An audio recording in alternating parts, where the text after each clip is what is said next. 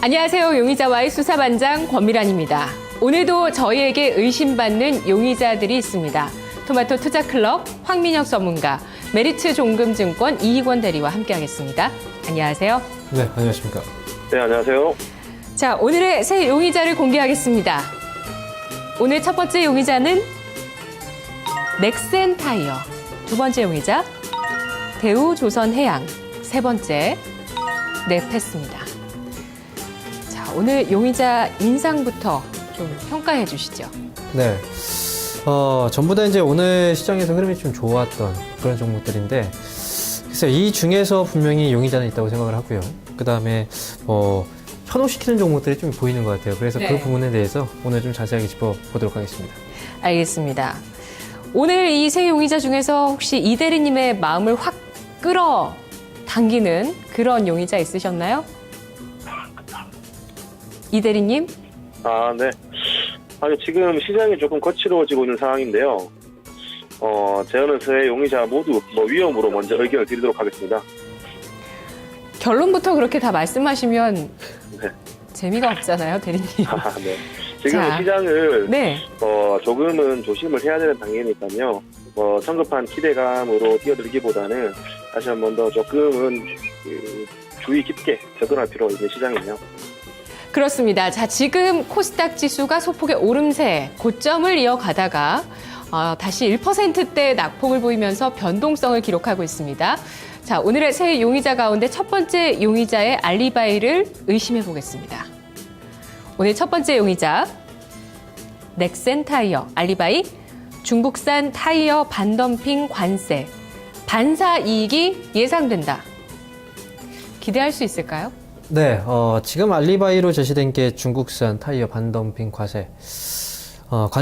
이 관세가 적용이 되면은 당연히 반사이익은 얻을 수 있겠죠.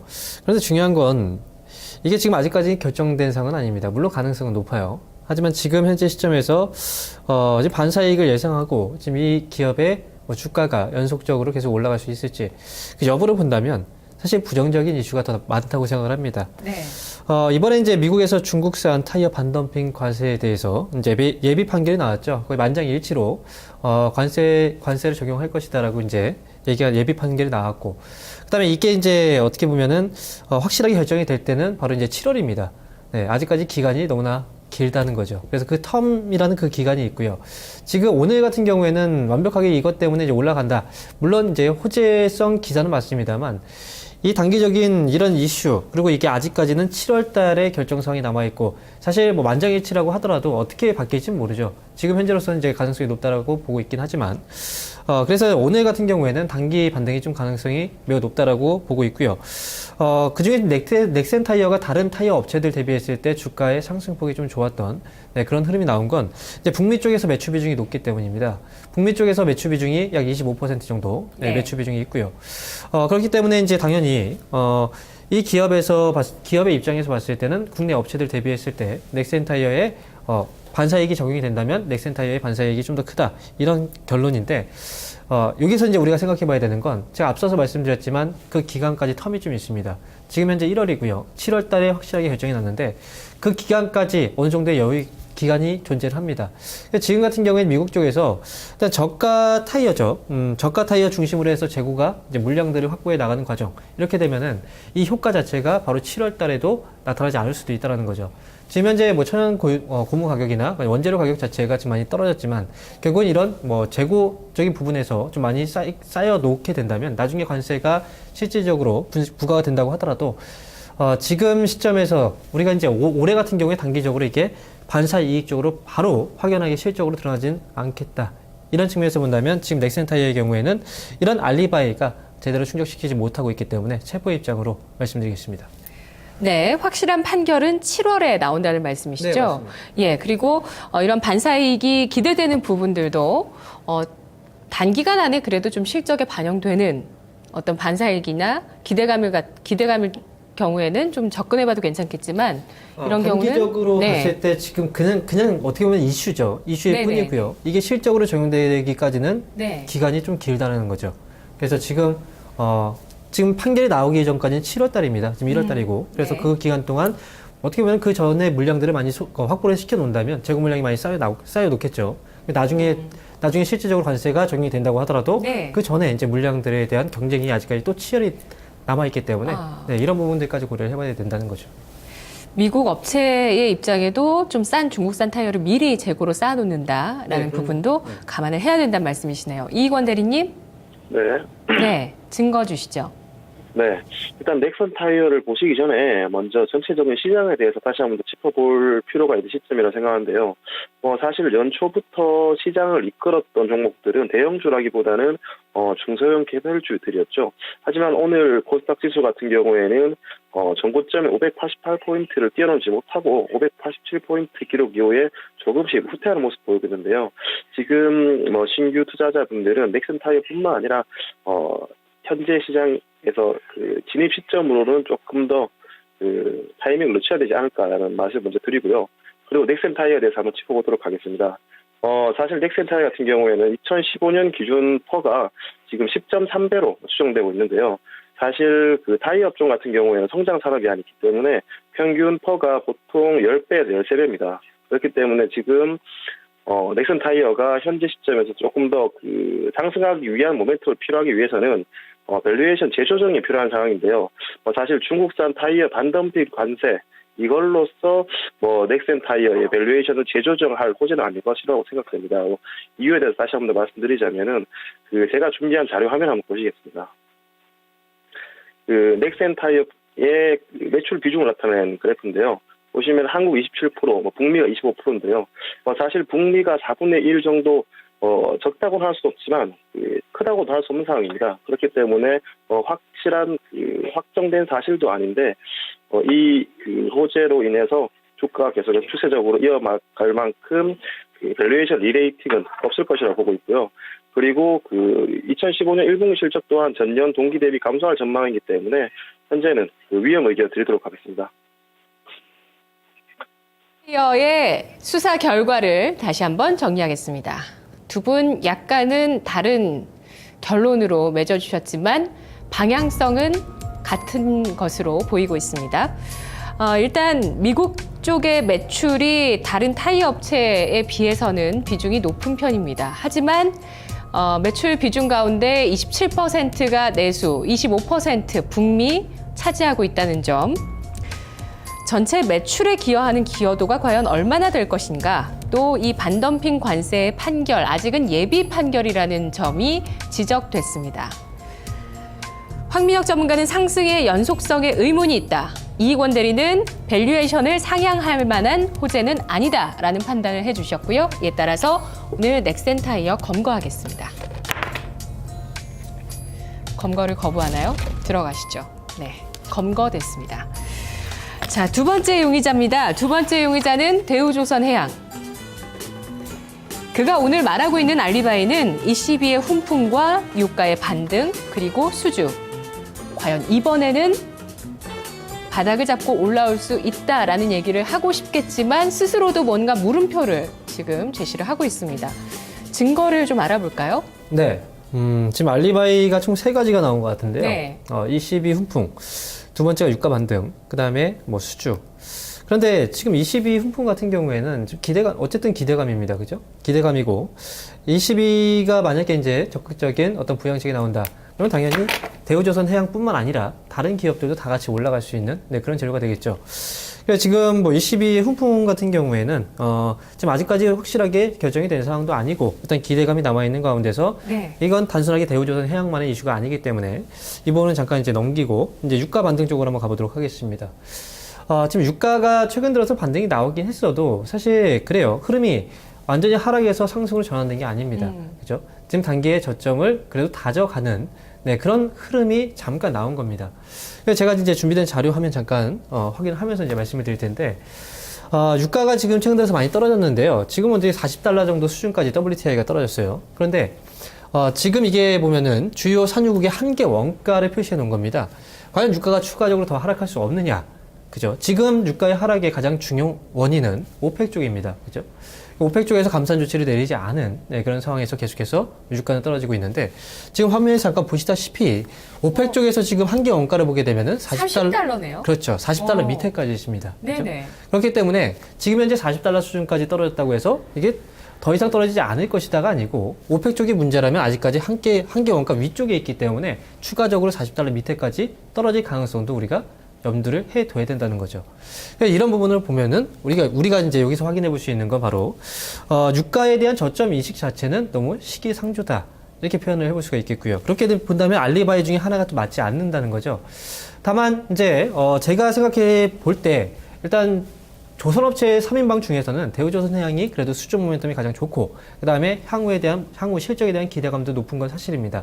만약에 조선주 중에 택한다면 당연히 저도 대우조선해양을 택할 거예요. 네. 그래서 약간 이제 헷갈렸던 부분들도 분명히 있는데 전체적으로 봤을 때는 이제 뭐 기대해 볼 수 있는 부분은 그렇습니다. 이미 지난 3분기 현대중공업은 쇼크가 좀 심하게 나왔죠. 그리고 나머지 조선업체들에 대해서도 유가도 계속 떨어졌기 때문에 실적에 대한 눈높이는 이미 많이 낮아졌습니다. 그래서 지금 현재 시점에서는 딱 두 가지 접근이 가능할 것 같아요. 만약에 대우조선해양을 지금 접근을 해야 된다고 생각을 한다면, 네. 그리고 거기에 관심이 있다면, 첫 네. 번째로 이번 이슈에 대한 단기적인 반등을 활용해서 단타 정도, 또는 정말 좀 길게 정말 장기적인 시각을 갖고 보시는 분들이라면, 지금 정도 자리면 분할 매수 접근은 가능합니다. 하지만 여기서 중요한 건 알리바이를 과연 성립시키느냐, 성립시키지 않느냐. 알리바이가 성립하는 부분도 있지만 성립하지 않는 부분들도 분명히 많다는 것. 그래서 따라서 저는 대우조선해양은 현재 시점에서는 위험 관점으로 보고 있습니다. 네. 자, 지금 대우조선해양 지난 1년 동안 주가가 계속 하락을 했습니다. 물론 또 조선주 가운데서는 그래도 또 탑픽으로 꼽히고 있는 그런 용의자이긴 한데요. 이익원 대리님, 자, 이번에는 네. 바닥을 잡았을지 증거 알아보죠. 네, 대우조선해양 이번 용의자에 대해서 알리바이를 ECP 훈풍 그리고 유가 반등 수주라고 제시를 하셨는데요. 저는 일단 결론부터 말씀드리자면 위험 의견 드리도록 하겠습니다. 언급하신 알리바이를 제가 조목조목 따져본다면 먼저 지금 ECB 통화정책회의에 대해서 상당히 훈풍을 예상하고 있지만 저는 ECB 통화정책회의가 기회이자 또는 리스크 요인을 보고 있습니다. 만약 이번 통화정책회의에서 구체적인 실행 방안이 나오지 않거나 또는 규모가 나오지 않는다라면 그동안 기대감에 의한 매물이 나올 수 있기 때문에 이는 훈풍이나 보다는 리스크 요인으로 생각되고 있고요. 그리고 유가 반등과 수주 모멘텀 역시 일시적이라고 보고 있는데요. LNG선 수주 같은 경우에 모멘텀은 이후에도 견조세를 유지할 것으로 예상하고 있습니다. 하지만 유가 약세로 인해서 해양 설비 수주 둔화 또한 올해 전체 신규 수주의 성장률에 부정적인 영향을 줄 것으로 예상되는데요. 기존의 리포트를 참조해 본다면은 2015년 신규 수주액이 100억 달러로 전년 동기 대비 33%나 감소할 것으로 전망하고 있습니다. 하지만 제가 대우조선해양을 체포로 들이지 않고 위험으로 의견을 드리는 이유는 제가 준비한 BDI 차트를 한번 보시겠습니다. BDI 차트를 보시면은 최근에 계속해서 하락하고 있던 BDI가 바닥권에서 일부나마 반등하고 있는 모습인데요. 향후에 20일 이동 평균선을 돌파를 하고 유의미한 반등이 있을 경우에는 대우조선해양을 조금 더 관심 있게 지켜봐야 된다는 관점에서 지금 당장 편입을 시키지 않겠지만 체포할 종목도 아닌 위험으로 제가 정리해드리도록 하겠습니다. 알겠습니다. 대리님은 조선주의 방향성의 키를 BDI에서 찾고 계시네요. 네. 네. 자, 그렇다면 대우조선해양의 수사 결과 정리하겠습니다. 두 분 모두 증거가 불충분하다고 보고 있습니다. 일단 긍정적인 부분은 남겨놓고 있는데요. 조선주 가운데 최선호주라는 점, 또 실적 눈높이가 낮아졌다는 부분, 그리고 이익원 대리는 조선주의 방향성, BDI의 본격적인 반등 여부에서 찾고 있습니다.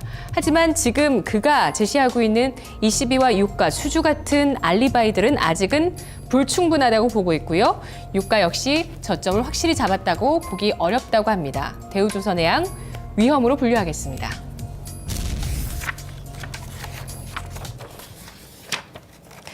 네, 세 번째 용의자 네페스입니다. 네페스의 알리바이, 갤럭시 S6 자체 AP 탑재 확대, 수혜가 기대된다. 자, 갤럭시 S까지는 알겠지만 6까지는 알겠지만 AP가 뭔가 하시는 분도 계실 것 같고요. 어쨌든 최근에 IT 부품 소재 쪽의 투자 심리가 상당히 좋아지고 있는 것만은 확실한데 넷패스 같은 경우 앞으로 좀 이런 알리바이 바탕으로 올라갈 수 있을지 진실인지 거짓인지 밝혀주시죠. 네. 알리바이가 지금 갤럭시 S6 자체의 어플리케이션 탑재를 확대를 하게 될 것이다. 어플리케이션이군요. 그래서 수혜가 기대된다라고 이제 여기가 나왔는데 부품인가요? 그럼 부품으로 봐야 되나요? 뭘로 봐야 되나요? 이건 자체적인 그 시스템이라고 해야죠. 시스템. 네. 예. 그런데 이게 사실 좀 말이 되지 않은 건 지금 봤을 때는 지금 뭐 탑재가 확대될 것이다. 이건 보고서 읽어보면 알겠지만 네. 이거는 가능성이에요. 그죠? 결국은 가능성이고 그 다음에 아직까지 이런 결정 자체가 나오지 않은 상황이었고요. 그 다음에 지금 현재 삼성 쪽에서 갤럭시 시리즈에서 탑재하고 있는 AP 쪽에서 본다면 지금 퀄컴 쪽에 AP를 쓰고 있는데 여기서 이제 우리가 생각을 해봐야 되는 게 왜 자체적으로 보유하고 있는 AP가 있음에도 불구하고 왜 퀄컴 쪽에 제품을 쓰고 있느냐. 여기서 우리가 생각해 봐야 되는 건 현재 2세대 쪽하고 3세대 아직까지도 지금 뭐 3G 폰이 남아있죠. 그죠? 2세대하고 3세대 폰 그 다음에 거기서 4세대 LTE 쪽으로 넘어오는 이게 연동 자체가 돼야 돼요. 그런데 연동이 지금 될 수 있는 그런 기술력을 갖고 있는 게 바로 이제 퀄컴이라는 거죠. 그런데 만약에 자체적으로 이거 AP를 이제 개발을 한 상황에서 이거 자체적인 걸 쓰게 된다면 당연히 연동되기까지 여러 가지 절차가 되게 복잡합니다. 자체적인 어떤 그 시스템을 개발을 해내야 되는 거고 이렇게 이제 되지 않은 상황에서 만약에 자체적인 그 AP를 쓰게 된다라고 한다면 결국은 퀄컴 쪽에 대한 독점 어떤 이제 특허권이죠. 특허권을 침해를 할 수밖에 없는 상황에 놓이게 됩니다. 이건 어떻게 보면은 너무 좀 과도한 그런 이제 시나리오가 지금 만들어낸 어떤 이슈가 될 것 같은데 확실하게 정해지지 않은 상황에서 이런 판단을 내리고 당연히 따라 붙는 건 당연히 위험합니다. 저 같은 경우에는 이번에 이제 갤럭시 S6 자체의 AP 탑재에 대한 확대 수혜가 예상된다라는 건 결국은 어떤 한 사람의 시나리오일 가능성이 높고 지금 아직 삼성 쪽에도 그런 움직임은 전혀 나오지 않고 있는 상황입니다. 그래서 이런 점을 우리가 꼭 체크를 해야 되는 거고요. 그다음에 넷플릭스 쪽에서 우리가 그나마 이제 좋게 볼 수 있는 부분은 이 이슈가 나오기 전부터 주가는 올라가기 시작을 했었어요. 이미 이 이슈 때문에 올라간 건 분명히 아니라는 거죠. 그래서 두 가지 중요한 포인트를 말씀드리면 그동안 이제 넷플릭스 같은 경우에 실적이 되게 좋지 않았습니다. 네. 지난해 같은 경우에는 이제 싱가포르 법인인 넷플릭스 PT 결국 구조조정을 했고요. 매각을 했죠. 그죠? 그러면서 그동안 적자의 늪에 빠졌던 그 기업을 청산했습니다. 이런 부분은 분명히 긍정적인 호재로 작용을 할 거고요. 그리고 한 가지 더 2015년도 올해 주가가 올라가기 시작을 했던 그런 이유로 본다면 당연히 실적에 대한 모멘텀이 가능성이 높습니다. 적자는 분명히 나고 있지만 적자 폭은 분명히 축소가 되고 그다음에 올해 같은 경우에 아직까지 턴어라운드에 대한 확실한 어떤 이제 이슈 자체는 없지만 그래도 기대감은 분명히 나타나고 있는 상황이라는 거죠. 이 중에 한 가지 본다면 이제 올해 LDI 범핑 쪽, LDI라는 건 LCD 구동 드라이버를 얘기하는데 이쪽에 대한 수요가 좀 늘어나고 있는 그런 상황이고요. 그 다음에 넷패스 디스플레이 쪽에 대해서 이번에 수율이 개선되고 있는 과정이기 때문에 이런 자회사에 대한 실적 모멘텀도 분명히 남아 있습니다. 따라서 이 넷패스를 투자할 때 그리고 관련해서 알리바이에 제시된 이런 이슈를 가지고 투자할 때는 당연히 현재 시점에서 이 이슈를 가지고 투자를 하기에는 당연히 위험하다. 그래서 저는 체포 여부로 봤을 때는 위험으로 의견을 드리겠습니다. 네. 이권 대리님, 넷패스가 제시하는 알리바이가 거짓이라고 황민혁 전문가는 지적해 주셨는데요. 넷패스의 증거들을 모아볼까요? 네, 저도 앞서서 황 전문가님께서 말씀하셨던 의견에서 100% 공감하는 입장이고요. 워낙 넷패스 지금 개별 기업에 대해서 분석을 잘 해주셨기 때문에 저는 조금 더 큰 차원에서 한번 말씀드리도록 하겠습니다. 사실 지금 앞서서 제가 말씀드렸지만 코스닥 지수 자체가 전고점이 588포인트를 돌파하지 못하고 다시 한 번 더 큰 폭의 조정을 받고 있는데요. 이런 상황에서 코스닥 종목을 투자한다는 것은 다시 한 번 더 코스닥 지수가 재상승이 있을 것이라는 판단 하에 투자를 하는 거라고 볼 수 있습니다. 아무리 개별 기업이 좋다고 하더라도 전체 지수가 밀리는 상황에서는 크게 힘을 쓸 수 없다는 게 어쩔 수 없는 진리죠. 자, 그러면은 다시 코스닥 지수가 상승할 때 이런 넷패스가 슬림화된 장세 속에서 추가 이익이 가능할까라고 의문을 드릴 수 있는데요. 저는 다시 한 번 더 코스닥이 상승한다라면 그런 슬림화 과정 속에서 실질적으로 숫자가 눈에 보이는 성장성이 있음에도 불구하고 실적이 나타나는 종목들이 슬림화돼서 재상승이 있을 것이라고 생각하고 있습니다. 지금 넷패스 같은 경우에는 그 자회사인 넷패스 디스플레이의 실적 약화가 유의미하게 개선세를 보이지 않고 있는 상황입니다. 그리고 작년 4분기에 매출액, 영업이익 모두 전년 동기 대비해서 감소할 것으로 예상되기 때문에 눈에 띄는 턴어라운드가 보이지 않는 이상 종목 슬림화된 재상승 시기에 넷패스가 동반 강세를 보일 수 있을지에 대해서는 제가 위험 의견 드리도록 하겠습니다. 네, 넷패스의 수사 결과를 정리하겠습니다. 자, IT 부품, IT 소재주 가운데서 2012년도에 고점을 찍고 내려온 종목들이 참 많죠. 계속해서 2년 내리 내렸던 종목들도 많습니다만 넷패스는 일단 2013년도에 한 번의 반등을 주기도 했었습니다. 하지만 2013년 4월 고점 이후 최근까지 조정을 받다가 현재 3달째 바닥 가능성을 시사하면서 주가가 올라와주는 모습 보여주고 있는데요. 일단 넷패스가 갤럭시 S6에 탑재될 수 있다는 가능성은 현재로서는 거짓이다라고 이야기를 하고 있습니다. 가시화되고 있는 부분이 없다라는 지적을 받았는데요. 지난해까지 적자를 이어가던 이 기업, 확실한 턴어라운드가 가능할 것인가?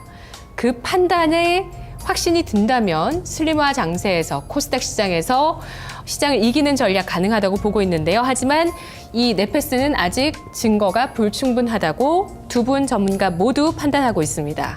위험으로 분류하겠습니다. 네, 올해 안정화된 실적 정도로 기대를 하고 있네요. 자, 오늘 이렇게 해서 새 용의자들을 정리해봤습니다. 자, 이 가운데서 현재 그림을 봤을 때 가장 봉이나 이런 걸로 봤을 때 가장 강한 건 대우조선해양이고요. 6%의 강세를 현재 보여주고 있는데 일단은 위험, 넷패스도 위험으로 분류했고 넥센타이어는 검거됐습니다. 자, 이 가운데서 혹시 전략 있으신가요?